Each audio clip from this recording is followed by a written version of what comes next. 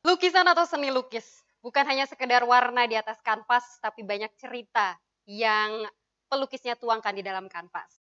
Saat ini sahabat podcast, saya berada di SMA Negeri 1 Wonosalam dan kita masih berada di podcast Multatuli, membincang kesenian, tradisi, sejarah, dan budaya. Bersama saya Ayu Dinar selama kurang lebih 20 menit ke depan untuk acara podcast kali ini, dan saya sudah punya narasumber untuk diajak berbincang-bincang mengenai tema seni rupa di Kabupaten Lebak. Sahabat podcast Multatuli, di samping saya sudah ada narasumber yang tentunya akan saya ajak berbincang-bincang di kesempatan kali ini. Dan sesuai janji saya tadi di awal, bahwa kali ini kita akan membincang mengenai seni rupa di Kabupaten Lebak. Dan sudah ada Teh Ika sebagai narasumber yang akan saya ajak ngobrol-ngobrol santai di kesempatan kali ini ya. Langsung saya sapa narasumber. Assalamualaikum Teh Ika. Kabar baik ya Teh?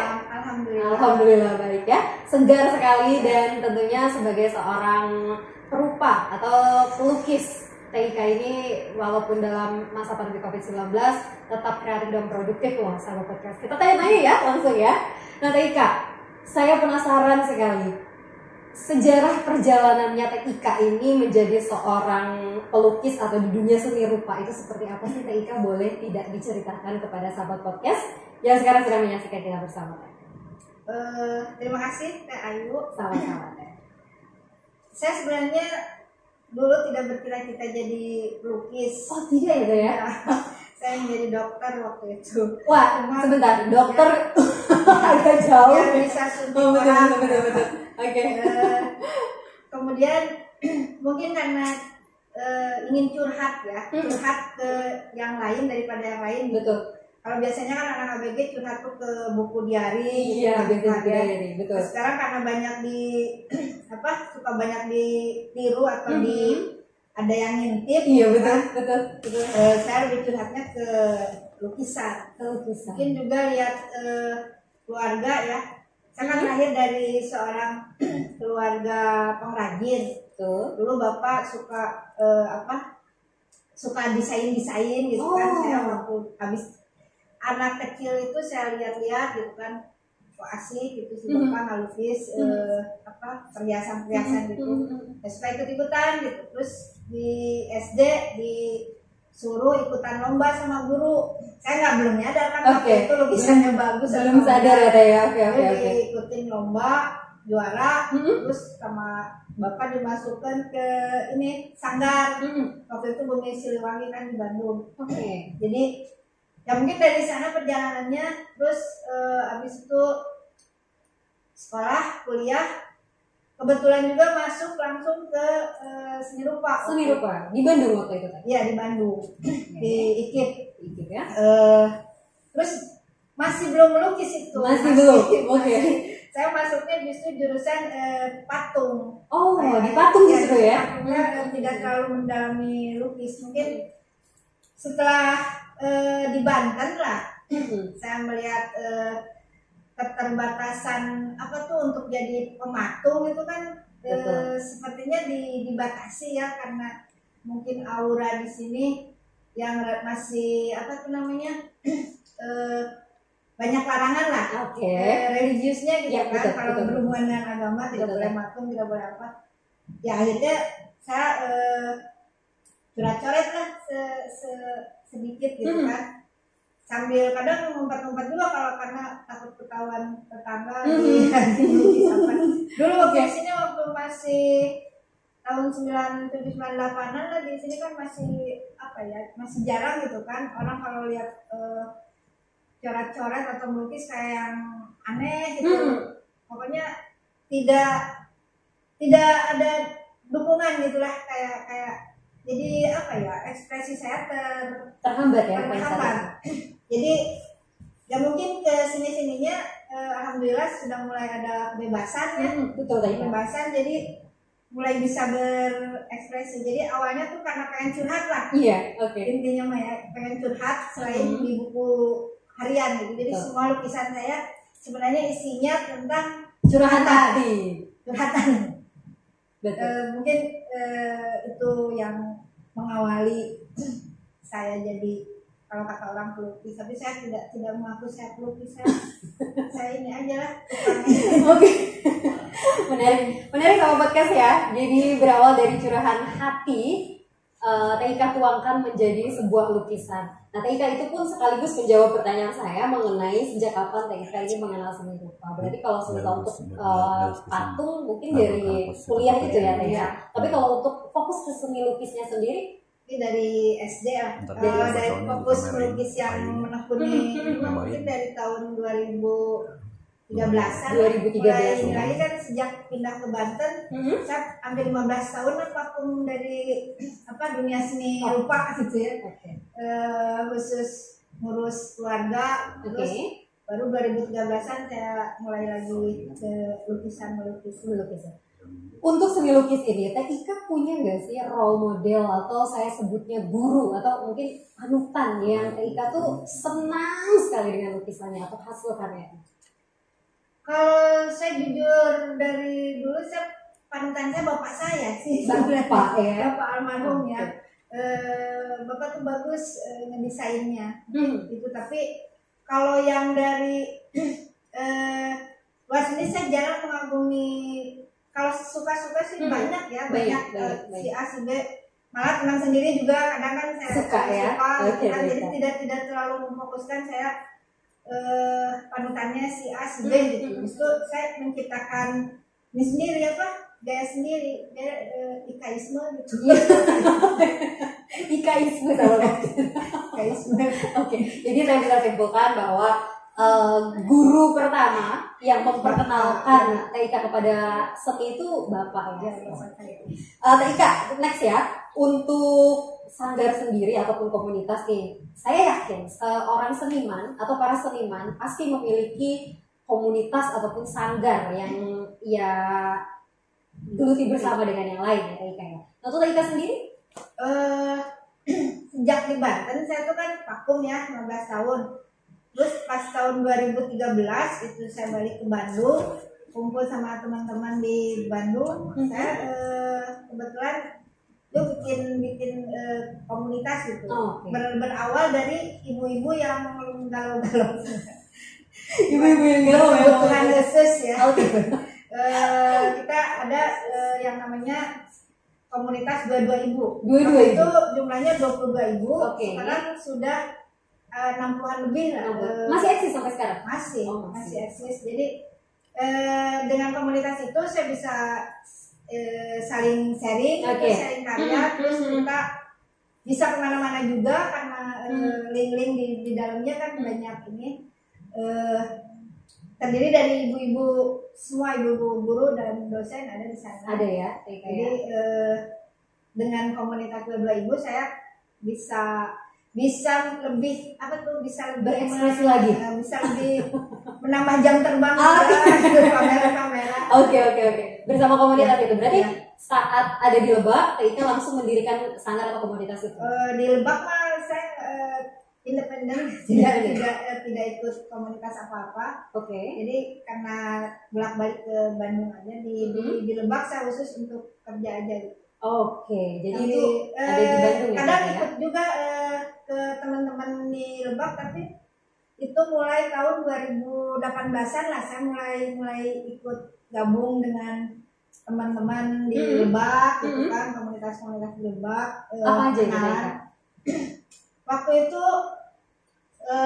saya bersama teman-teman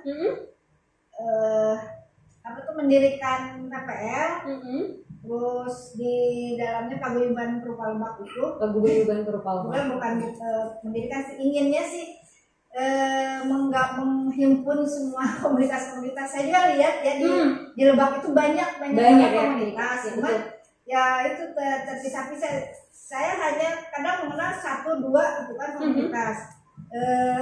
Jadi si A komunitas seperti apa, komunitas seperti apa, saya lihat sendiri dan sebenarnya tidak terpaku ke satu komunitas aja. Cuma waktu itu saya ikut aja ke komunitas, bukan komunitas siapa ya, itu paguyuban Perupa Lebak. Teh Ika masih ingat gak sih karya seni yang pertama kali Teh Ika buat? Apa ya? gambar kuda tapi kayak Gambar kuda. kambing. Kuda tapi kambing. Hanya seorang pelukis yang bisa mengartikannya itu apa ya. Oke, sahabat podcast, ada yang paling saya penasaran dari tadi ya. Sudah berapa banyak sih karyanya yang dibuat Ika?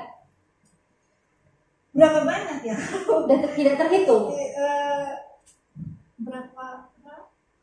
Ya tidak terhitung sih dengan coret-coret. Oh, banyak ya udah. Banyak. Yang sudah terjual atau yang sudah dikomersilkan itu sudah berapa banyak?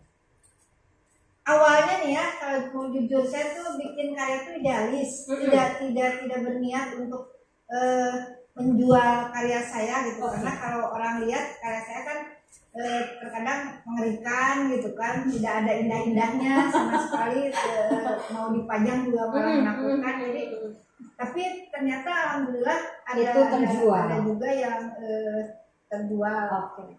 Masih ingat Ika ada berapa yang sudah terjual atau tidak terhitung juga yang sudah terjual?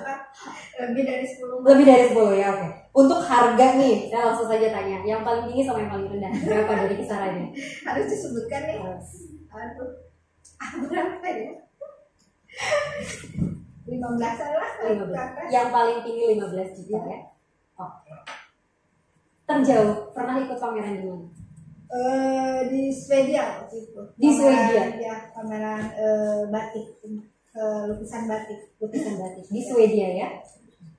Sahabat podcast, menarik sekali perbincangan saya bersama Teh Ika. Dan siapa sangka seorang pelukis lokal bisa mendunia ke Swedia. Saya akan bertanya-tanya lagi dan juga akan berbincang-bincang lagi di segmen berikutnya setelah cuplikan yang satu ini.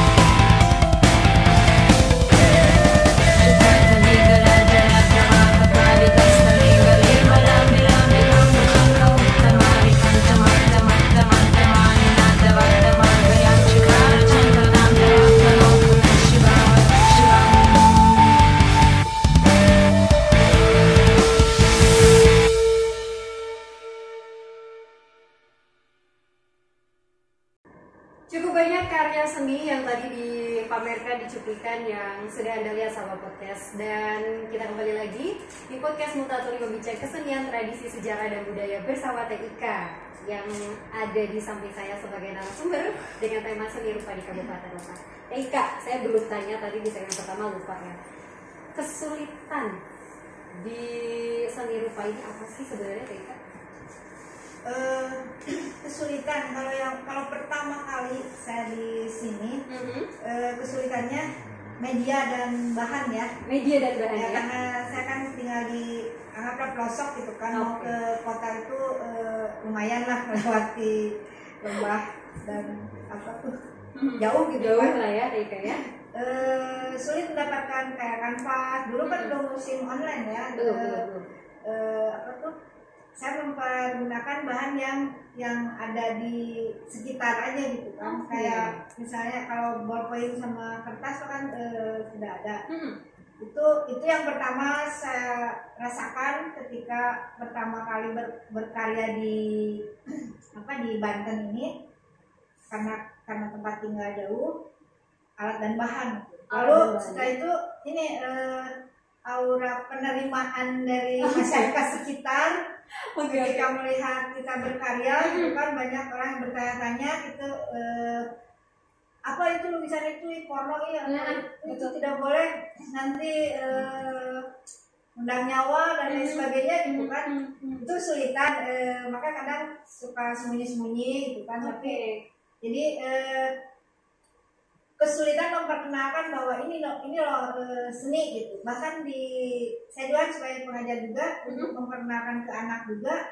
Banyak anak yang kadang dilarang oleh orang tuanya atau kan banyak anak pesantrenan atau sama kiainya gitu kan. Jadi ya itu mungkin memperkenalkan seni itu seperti apa, terutama seni rupa ya. Di sini seni lukis sangat kesulitan. Beda dengan sekarang rada-rada lewat, tapi masih ada juga 1-2 yang masih menolak untuk kalau disuruh gambar misalnya, atau saya memperkenalkan ini gambar apa tuh realis, ini gambar naturalis yang kadang sedikit rada-rada terbuka, itu dianggapnya porno, vulgar gitu. Ya mungkin seperti itu. Itu kesulitannya TIK ya, yang paling dirasakan sekali ya TIK ya. Jadi tidak ada kebebasan gitu kan, rada tertekan. TIK ini kan sudah lama di Kabupaten Lebak ya. Yang TIK ketahui, ada berapa sih TIK aliran atau genre mengenai seni rupa ini di Kabupaten Lebak? Kalau yang saya lihat ya, yang saya banyak gaul ya, mungkin hanya ada yang saya tahu hanya realis sama naturalis aja gitu kan, karena mungkin gaulnya ya. Yang saya lihat mereka kebanyakan melukis yang kayak foto gitu kan, wajah gitu kan, pemandangan. Jarang yang pop artnya itu jarang saya lihat seperti yang di kota-kota gitu. Bukan berarti di Lebak sudah maju. Sebenarnya kalau teknik tuh mereka sudah oke. Bahkan gambar wajahnya juga kan kadang menyerupai gitu kan ya.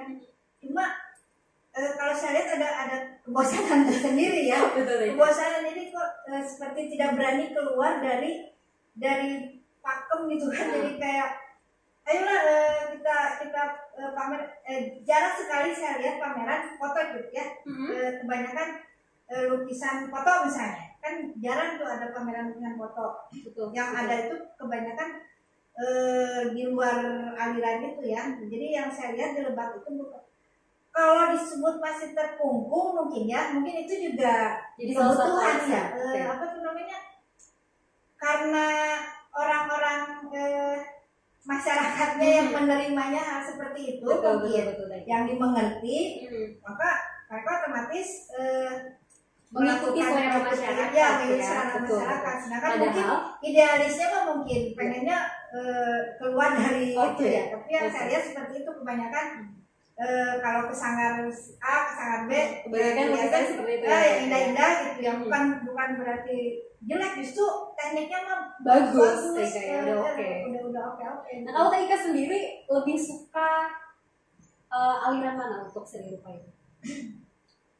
Aliran susah. Aliran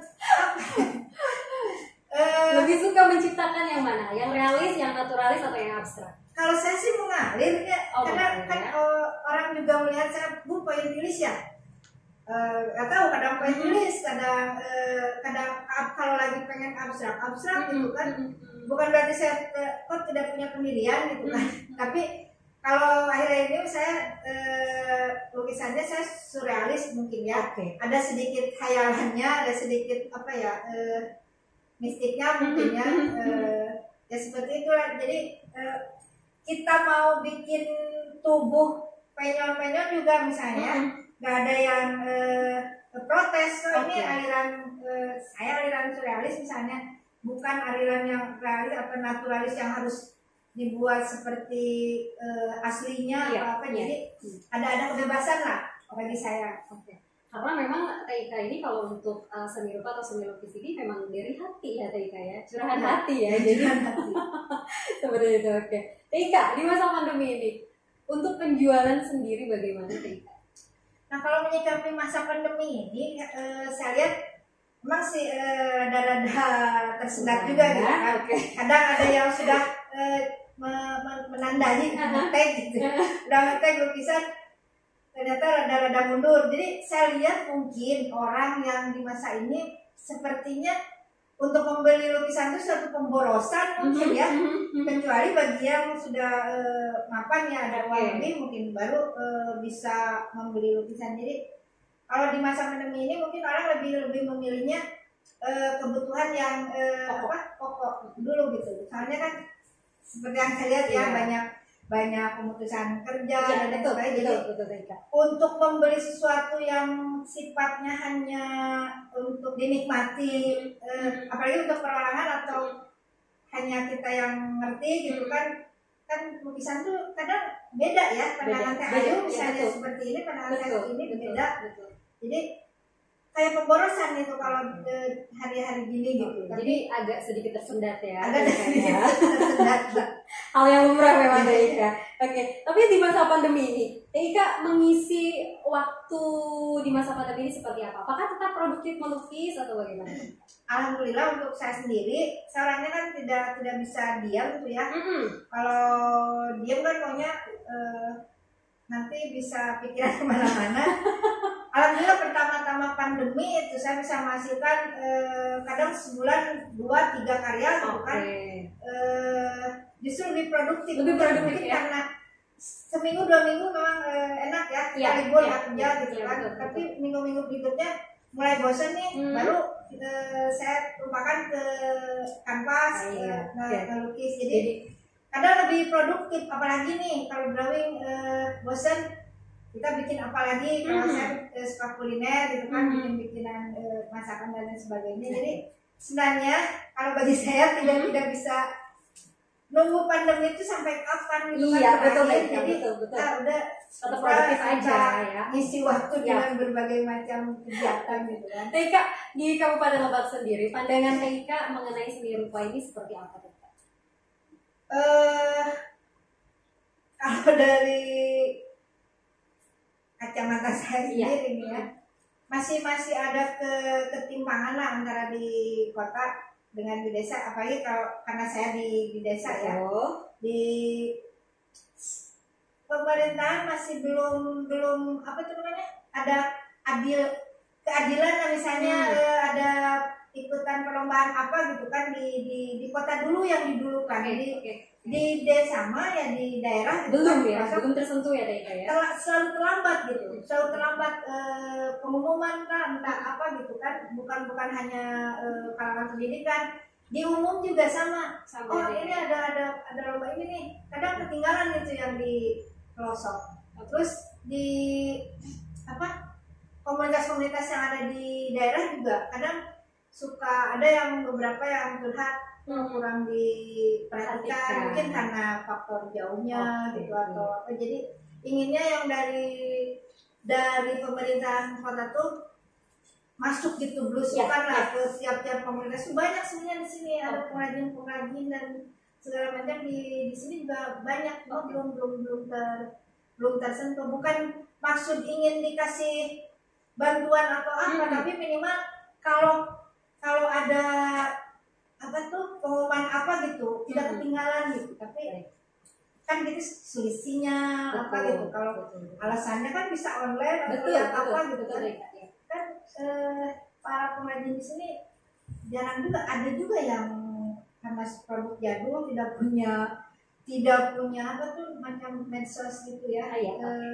Jadi inginnya gitu seperti itu ya, juga diperhatikan ya. Sahabat podcast, sekaligus tadi kita sudah mendengar ya keinginan ataupun masukan dari TIK ini program kedepannya, maksudnya di bidang seni rupa di Kabupaten Lebak itu seperti apa. Nah, begitulah yang ingin beliau sampaikan kepada pihak terkait. Terakhir TIK, motivasi TIK untuk para pemuda-pemudi di Kabupaten Lebak ya, khususnya untuk seni rupa ini seperti apa? Tetap semangat. Tetap Tetap semangat dalam keadaan apapun. Oke. Intinya para pemuda itu harus mau melalui proses gitu ya. Jangan maunya instan terus menghasilkan sesuatu yang langsung, jadi nggak akan bisa seperti itu. Kita harus melalui proses dulu, terus jadi akan terasa gitu hasil yang didapatkan itu mulai dari keringat sendiri. Jadi jangan sedikit manja gitu kan, kayak apa ya, intinya mah laluilah proses dengan nikmati proses dengan penuh kesabaran. Insya Allah hasil yang didapat pun akan tidak akan membohongi proses ya. Hasil itu tidak membohongi proses. Betul sekali sahabat podcast ya. Teika, terima kasih, senang sekali saya bisa berbincang bersama Teika. Mudah-mudahan nanti di lain kesempatan kita bisa berbincang lagi Teika ya, dengan durasi yang panjang. Biar nanti saya juga bisa menengok karya Teika satu persatu ya Teika ya.